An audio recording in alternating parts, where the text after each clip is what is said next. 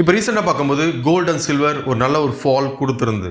ஏன்னா இப்போ டிசம்பர் 28 பார்க்கும்போது கோல்டு அண்ட் சில்வர் ஒரு ஆல் டைம் ஹை வந்து நம்மளுக்கு வந்து ஹிட் பண்ணிவிட்டு அங்கிருந்து கோல்டு பார்த்தீங்கன்னா நியர்லி வந்து ஒரு 6% கிட்ட வந்து நம்மளுக்கு ஃபால் ஆச்சு.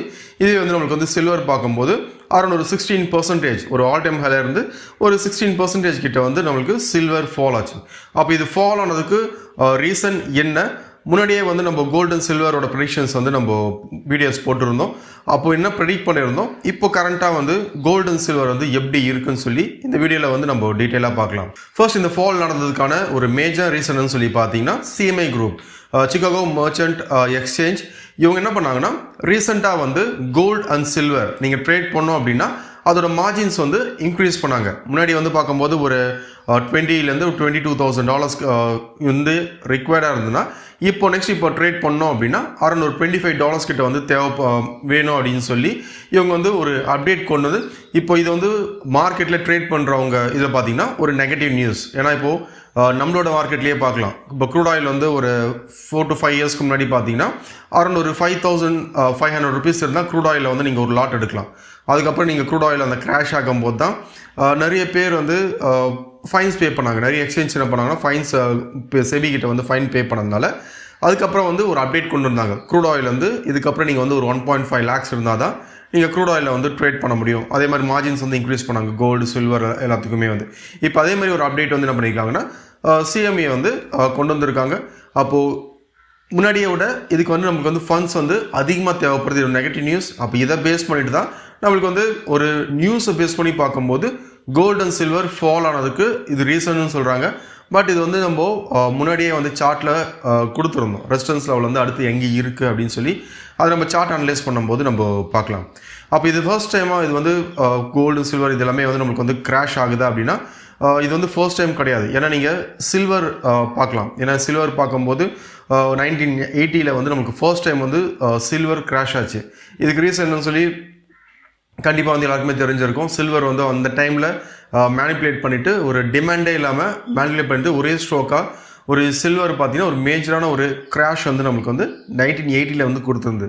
செகண்ட் இது பார்த்தீங்கன்னா 2011 இதுலேயும் வந்து இப்படி எப்படி வந்து நம்மளுக்கு வந்து அந்த மார்ஜின் இன்க்ரீஸ் பண்ணாங்களோ இப்போ 2011 பார்க்கும்போது இந்த கிராஷ் நடந்ததுக்கு ஒரு ரீசன் சொல்லி பார்த்தீங்கன்னா மார்ஜின் வந்து 5 times வந்து இன்க்ரீஸ் பண்ணியிருந்தாங்க. இப்போ வந்து அது ஒரு நெகட்டிவ் நியூஸ். அதை பேஸ் பண்ணி தான் வந்து சில்வர் வந்து நம்மளுக்கு வந்து இங்கிருந்து ஃபால் ஆக ஆரம்பிச்சிது.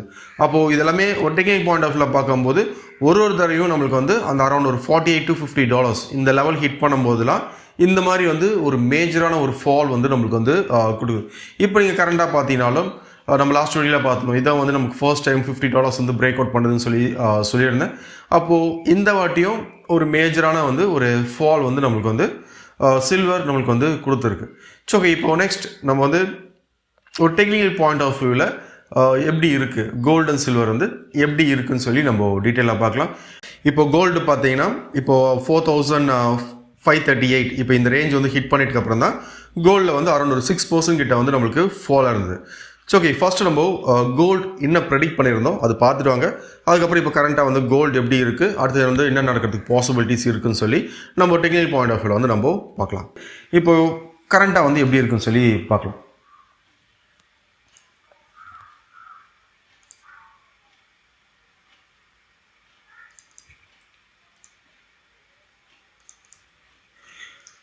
இப்போ நான் குரூப்பில் கேட்கும்போது நான் சொல்லியிருந்தேன் கோல்டு வந்து என்னோட பாயிண்ட் ஆஃப் வியூ கோல்டு வந்து ஒரு 4,550 அந்த ரேஞ்ச் வந்து நம்மளுக்கு வந்து ஒரு மேஜரான ஒரு ரெசிஸ்டன்ஸ் லெவலாக வந்து நம்மளுக்கு வந்து ஆக்ட் ஆகும்னு சொல்லியிருந்தேன். ஜஸ்ட் நான் நம்பர்ஸாக சொல்லியிருந்தேன், அனலைஸ் பண்ணாமல் நான் ஒரு நம்பர்ஸாக சொல்லியிருந்தேன். இப்போது அதுக்கு முன்னாடி வந்து இன்னும் அனலைசிஸ் சொல்லி நான் வந்து நம்ம டீட்டெயிலாக நம்ம பார்க்கலாம். இப்போ இங்கே பார்க்கும்போது இப்போ இந்த இடம் வந்து நம்மளுக்கு வந்து ஒரு மேஜரான ஒரு ரெசிஸ்டன்ஸ் லெவலில் ஆக்ட் ஆகுது. ஒரு தடவையும் நம்மளுக்கு வந்து ஹிட் ஆகும்போது எல்லாமே வந்து ரிஜெக்ஷன்ஸ். அப்போ இந்த இடத்துல நீங்கள் கேட்ட விஷயம் கோல்டு வந்து கீழே வருவான்னு சொல்லி இல்லை நான் சொல்லியிருந்தேன். அப்போ இது வந்து நம்மளுக்கு பிரேக் அவுட்டை இங்கே வந்து நம்மளுக்கு பிரேக் அவுட் ஆச்சுன்னா இங்கேருந்து அரௌண்ட் ஒரு $200 கிட்ட வந்து ஒரு மொமெண்டம் வந்து நம்ம எக்ஸ்பெக்ட் பண்ணலாம்னு சொல்லியிருந்தேன். இப்போ ஆல்மோஸ்ட் நம்மளுக்கு வந்து அந்த மொமெண்டம் இங்கே வந்து கம்ப்ளீட் ஆகிருக்கு. அப்போ நெக்ஸ்ட் ஆஃப் டார்கெட்ஸ் என்னன்னு சொல்லி நம்ம பார்க்கலாம். ஏன்னா இப்போ இது வந்து ஆல் டைம் ஹை. அப்போ ஆல் டைம் ஹைலையும் நம்மளால் வந்து நெக்ஸ்ட் ஆஃப் டார்கெட்ஸ் வந்து நம்ம வந்து ஃபிக்ஸ் பண்ண முடியும். அப்போது நம்மளுக்கு இந்த டார்கெட்டும் கொடுத்தாச்சு. இப்போ நெக்ஸ்ட் ஆஃப் டார்கெட்ஸ்னு சொல்லி பார்த்தீங்கன்னா 4653 இது வந்து நம்மளுக்கு வந்து நெக்ஸ்ட் ஆஃப் டார்கெட்ஸாக வந்து இருக்கும். அப்போ ஃபஸ்ட் நம்மளுக்கு என்ன, இந்த ரேஞ்ச் வந்து நம்மளுக்கு வந்து பிரேக் அவுட் ஆகணும். இது பிரேக் அவுட் ஆச்சுன்னா நெக்ஸ்ட் ஆஃப் ரெசிஸ்டன்ஸ்னு சொல்லி பார்க்கும்போது 4650. ஓகே, இப்போ நீங்கள் கோல்டு வீடியோ பார்த்துருப்பீங்கன்னு நினைக்கிறேன். அப்போ முன்னாடியே நம்ம ப்ரெடிக்ட் பண்ணோம் 4538 ஒரு மேஜராக வந்து நம்மளுக்கு இது ரெசிஸ்டன்ஸாக வந்து நம்மளுக்கு வந்து ஆக்ட் ஆகும் அப்படின்னு சொல்லி. அப்போ மார்க்கெட் ஒன்ஸ் இந்த லெவல் வந்து ஹிட் பண்ணிட்டு அப்புறம் தான் இங்கே வந்து ஒரு நல்ல ஒரு ஃபால் வந்து நம்மளுக்கு கொடுத்துருந்தோம். அப்போது இது சடன் ஃபால் அப்படின்னா என்னோட பாயிண்ட் ஆஃப் வியூ இது வந்து சடன் ஃபால் கிடையாது. மார்க்கெட் என்னாச்சும் ஒரு ரெசிஸ்டன்ஸ் வந்து ஹிட் ஆனதுக்கப்புறம் ஒரு ஃபால் வந்து இங்கே வந்து கொடுத்துருக்கு. அப்போது இதில் வந்து வேறு என்னென்ன டீட்டெயில்ஸ் இருக்குன்னு சொல்லி நம்ம பார்க்கலாம். இந்த லாஸ்ட் வீடியோவில் வந்து நான் உங்களுக்கு வந்து ஃபிப் யூஸ் பண்ணியிருப்பேன். ஒரு சப்போர்ட் ரெசிஸ்டன்ஸ் இந்த டீட்டெயில்ஸ் வச்சு உங்களுக்கு வந்து நான் அனலைஸ் பண்ணி காமிச்சிருப்பேன்.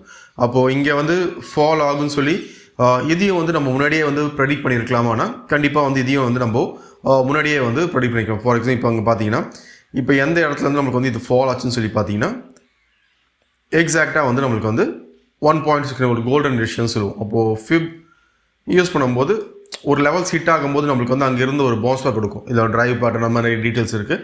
அப்போ அது ஹிட் ஆச்சுன்னா மார்க்கெட்டில் எப்பயுமே வந்து ஒரு ப்ரைஸ் ஆக்ஷன் பார்க்கும்போது ஒரு டார்கெட் ஹிட் ஆச்சுன்னா அடுத்தது வந்து நம்மளுக்கு வந்து ஒரு கரெக்ஷன் ஃபேஸ் வந்து ஸ்டார்ட் ஆகும்.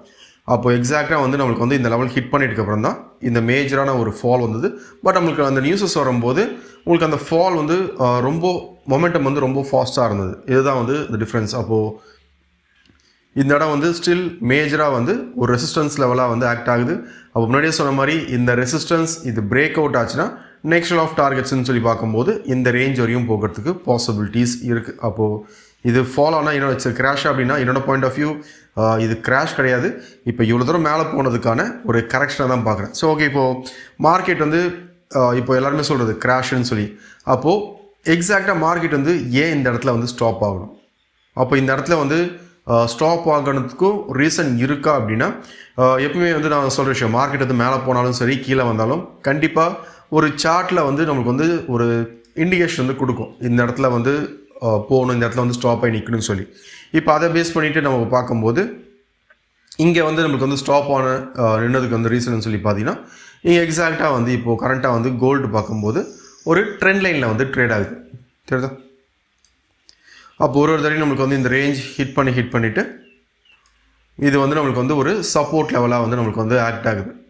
அப்போ ஒரு தடவை நம்மளுக்கு வந்து ஹிட் பண்ணும்போதெல்லாம் மார்க்கெட்டில் ஒரு பவுன்ஸ் பேக். அப்போது இது வந்து நிறைய பேர் நம்ம கிராஷ் எங்கே நம்ம ஸ்டாப் ஆகிருக்கலாம். பட் இந்த இடத்துல வந்து நின்ன ரீசன் சொல்லி பார்த்தீங்கன்னா இந்த இடத்துல எக்ஸாக்டாக நம்மளுக்கு வந்து ஒரு ட்ரெண்ட் லைனை வந்து ரெஸ்பெக்ட் பண்ணியிருக்கு. அப்போ திரும்பவும் நம்ம கோல்டில் வந்து ஃபால் எப்போ எக்ஸ்பெக்ட் பண்ணலாம் அப்படின்னா ஒன்ஸ் இந்த ட்ரெண்ட் லைன் வந்து நம்மளுக்கு வந்து பிரேக் அவுட் ஆச்சுன்னா திரும்ப நம்மளுக்கு வந்து கோல்டில் ஒரு ஃபால் எக்ஸ்பெக்ட் பண்ணலாம். பட் இது வந்து நான் கரெக்டாக தான் பார்க்குறேன். ஒரு கோல்டு பொறுத்த வரையும் இது வந்து நான் வந்து ஒரு ஆப்பர்ச்சுனிட்டியாக தான் வந்து நான் பார்க்குறேன். நம்ம சில்வர் பார்க்கலாம். ஏன்னா இப்போ சில்வர் பார்க்கும்போது அரௌண்ட் ஒரு $84 வந்து ஹிட் பண்ணிட்டு அப்புறம் தான் ஒரு மேஜராக ஒரு பெரிய ஒரு ஃபால் வந்து நம்மளுக்கு வந்து கொடுத்துருந்து. ஆல்மோஸ்ட் வந்து நம்மளுக்கு ஒரு $5 கிட்ட வந்து ஒரு ஃபால் வந்து நம்மளுக்கு வந்து கொடுத்துருந்து. அப்போது சில்வர் நியூஸஸ் பார்த்தோம் ஏன் வந்து இது வந்து நம்மளுக்கு வந்து ஃபால் ஆச்சுன்னு சொல்லி. பட் ஒரு டெக்னிக்கல் பாயிண்ட் ஆஃப் வியூவில் வந்து சில்வர் வந்து நம்ம முன்னாடி என்ன ப்ரெடிக்ட் பண்ணியிருந்தோம், அதுக்கப்புறம் வந்து சில்வரோட அந்த பெர்ஃபார்மன்ஸ் வந்து நம்மளுக்கு வந்து எப்படி இருக்குன்னு சொல்லி நம்ம பார்க்கலாம். இருக்குது இதில் நடுவில் இருக்கிற ஒரு ரெசிஸ்டன்ஸ் லெவல்னு சொல்லி பார்த்தீங்கன்னா இப்போ இந்த இடம் வந்து நம்மளுக்கு வந்து ஒரு ட்ரெண்ட் லைனில் வந்து இருக்குது. அப்போது இந்த ரேஞ்ச் நம்மளுக்கு வந்து பிரேக் அவுட் ஆகணும் 74. அப்போது இப்போ கரண்ட்டாக வந்து பார்க்கும்போது என்னோட பாயிண்ட் ஆஃப் வியூ $74.5. இப்போ அந்த ரேஞ்ச் இது வந்து நம்மளுக்கு வந்து பிரேக் அவுட் ஆச்சுன்னா அடுத்தது வந்து என்னோட எக்ஸ்பெக்டேஷன் சில்வர். இப்போ சில்வரோட வீடியோ வந்து நீங்கள் பார்த்துருப்பீங்கன்னு நினைக்கிறேன். அப்போ முன்னாடியே வந்து நம்ம ப்ரெடிக்ட் பண்ண ஒரு விஷயம், சில்வர் வந்து 74.61 இந்த ரேஞ்ச் வந்து நம்மளுக்கு வந்து ஒரு ட்ரெண்ட் லைன் இருக்குன்னு சொல்லி. அப்போ அதில் வீடியோவில் நான் கிளியராக சொல்லியிருப்பேன், இங்கே வந்து நம்மளுக்கு வந்து ட்ரெண்ட் லைன் பிரேக் அவுட் ஆகணும். ஒன்ஸ் இந்த ட்ரெண்ட் லைன் வந்து பிரேக் அவுட் ஆச்சுன்னா அதுக்கப்புறம் தான் வந்து நமக்கு நெக்ஸ்ட் ஆஃப் டார்கெட்ஸ் வந்து சில்வர் போகிறதுக்கு பாசிபிலிட்டிஸ் இருக்குன்னு சொல்லியிருந்தேன்.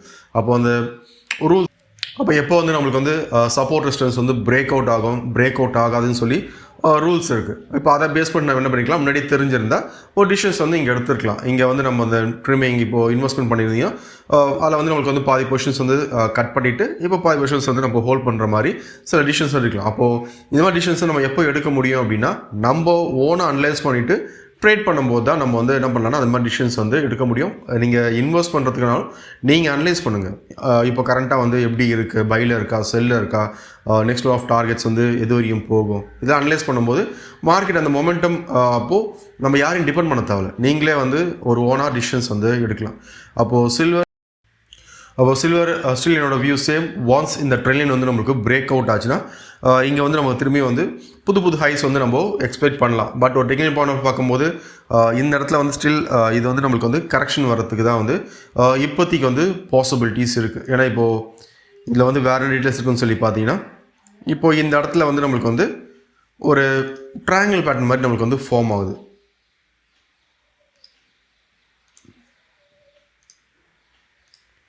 இப்போ இந்த இடம் பார்க்கும்போது நம்மளுக்கு வந்து ஒரு ட்ரையாங்கிள் பேட்டர்ன் மாதிரி ஃபார்ம் ஆகுது. அப்போ இந்த பேட்டர்ன் நம்மளுக்கு வந்து எந்த பக்கம் பிரேக் அவுட் ஆகும், அப்போ எந்த பக்கம் வந்து பிரேக் அவுட் ஆகுதோ அதை பேஸ் பண்ணிவிட்டு நம்ம என்ன பண்ணலாம்னா ஒரு டிசிஷன்ஸ் வந்து எடுக்கலாம் ட்ரேடிங் பாயிண்ட் ஆஃப் வியூவில். அப்போ இது வந்து நம்மளுக்கு வந்து கீழே பிரேக் அவுட் ஆச்சுன்னா ஸ்டில் இது வந்து நம்மளுக்கு வந்து சில்வர் பொறுத்தவரையும் கீழே வரத்துக்கு தான் வந்து பாசிபிலிட்டிஸ் இருக்குது. அதனால் இதில் வந்து நம்ம அதை பிரேக் அவுட் ஆகிறதுக்கு வெயிட் பண்ணிவிட்டு அதுக்கப்புறம் வந்து நம்ம ஒரு ட்ரேடிங்காக இருக்கட்டும், ஒரு இன்வெஸ்ட் பண்ணுறதுக்கு அதை பேஸ் பண்ணி ஒரு டிசிஷன்ஸ் வந்து எடுக்கலாம். ஏன்னா சில்வர் வந்து ஒரு நல்ல ஒரு மொமெண்டம் கொடுத்ததுக்கு இப்போது என்னோட பாயிண்ட் ஆஃப் வியூ வந்து நம்மளுக்கு கரெக்ஷன் ஃபேஸில் இருக்குது. அப்போது கரெக்ஷன் முடிச்சுட்டு திரும்ப நம்மளுக்கு வந்து ரிவர்சல் ஆச்சுன்னா அந்த டைம் வந்து திரும்பி வந்து நம்ம வந்து சில்வர் வந்து அக்யூமுலேட் பண்ணாலே ஒரு நல்ல ஒரு ப்ராஃபிட்ஸ் வந்து நம்மளால் பண்ண முடியும். அப்போது கோல்டு அண்ட் சில்வர் ஸ்டில் என்னோட வியூ ஓவரால் இது வந்து நமக்கு வந்து பை ட்ரெண்டில் இருக்குது. இப்போ ரெண்டுமே வந்து ஃபால் ஆனது வந்து என்னோட பாயிண்ட் ஆஃப் வியூ இது கரெக்ஷன், இது கிராஷ் கிடையாது. திரும்ப நமக்கு அந்த கரெக்ஷன் முடிச்சுட்டு ரிவர்சல் ஆச்சுன்னா இதையும் வந்து நம்ம ஒரு நல்ல ஆப்பர்ச்சுனிட்டியாக வந்து ஒரு இன்வெஸ்ட்மெண்ட்டுக்கு நம்ம பார்க்கலாம். ஸோ ஓகே, இந்த வீடியோ உங்களுக்கு யூஸ்ஃபுல்லாக இருந்திருக்குன்னு நினைக்கிறேன். தேங்க்யூ.